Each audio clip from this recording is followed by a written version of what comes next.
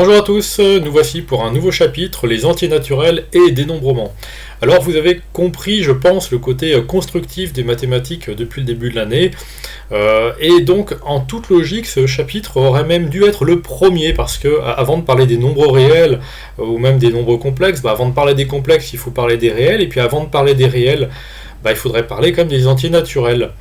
Mais si j'avais parlé de ce chapitre, si j'avais fait avec vous là, ce chapitre antinaturel et dénombrement en début d'année, ça ne vous aurait pas beaucoup plu. Non.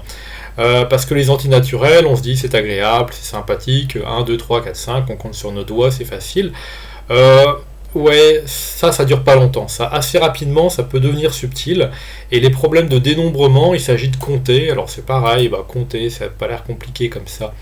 Mais si, en fait, si, c'est compliqué. Vous allez voir un petit peu que ça peut devenir rapidement compliqué. Donc, j'ai attendu, bien entendu, cette deuxième partie d'année pour l'aborder.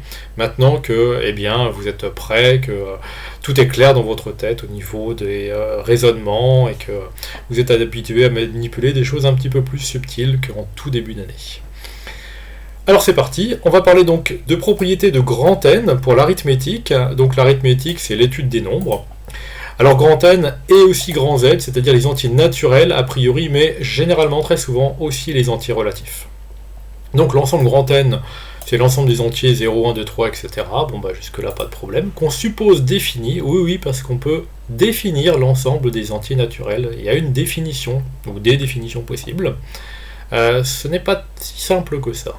Voilà. Mais on suppose que vous les connaissez, on suppose que ça a été défini, peu importe. Dans grand N, on a la relation inférieure ou égale, qui est une relation d'ordre total. Alors, relation d'ordre, c'est une relation qui est réflexive. Tout nombre est inférieur ou égal à lui-même, tout nombre entier est inférieur ou égal à lui-même, qui est antisymétrique. Si A est inférieur ou égal à B et B inférieur ou égal à A, ça implique que A est égal à B.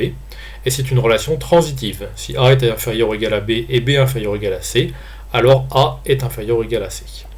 L'ordre est total sur grand N, c'est-à-dire que quel que soit le couple de nombres A et B dans grand N, soit A est inférieur ou égal à B, soit B est inférieur ou égal à A. Donc on peut toujours mettre cette relation d'ordre entre deux nombres de grand N.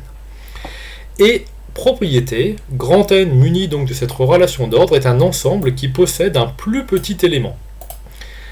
Alors, ça, on va revenir sur cette notion de plus petit élément, c'est intuitivement évident, c'est souvent utile et pas forcément là où vous l'attendez. Alors, quelques rappels, grand N n'est pas majoré. Je pense que ça doit aller. Toute partie non vide de grand N possède un plus petit élément. Alors toute partie non vide de grand N possède un plus petit élément. Eh bien, je peux vous dire que démontrer ça avec la définition de grand N, c'est costaud. Alors, on va juste supposer que c'est admis. Donc, une partie non vide de grand N, donc vous imaginez, vous prenez un ensemble d'entiers naturels, il y en a au moins un dedans. Eh bien, dans cet ensemble d'entiers naturels, il y en a un qui est plus petit que les autres. Il est plus petit et il est dans l'ensemble. C'est un plus petit élément, c'est pas une borne inférieure. Il est dans l'ensemble. Une borne inférieure, ça n'a pas de sens dans grand N, ça a un sens dans R surtout, mais la borne inférieure d'un ensemble dans R n'est pas forcément dans l'ensemble. La borne inférieure, c'est un minimum, un plus petit élément. Et deuxième partie, donc toute partie non vide est majorée, oubliez le haut livre, là, peu importe. Toute partie non vide et majorée de grand N possède un plus grand élément.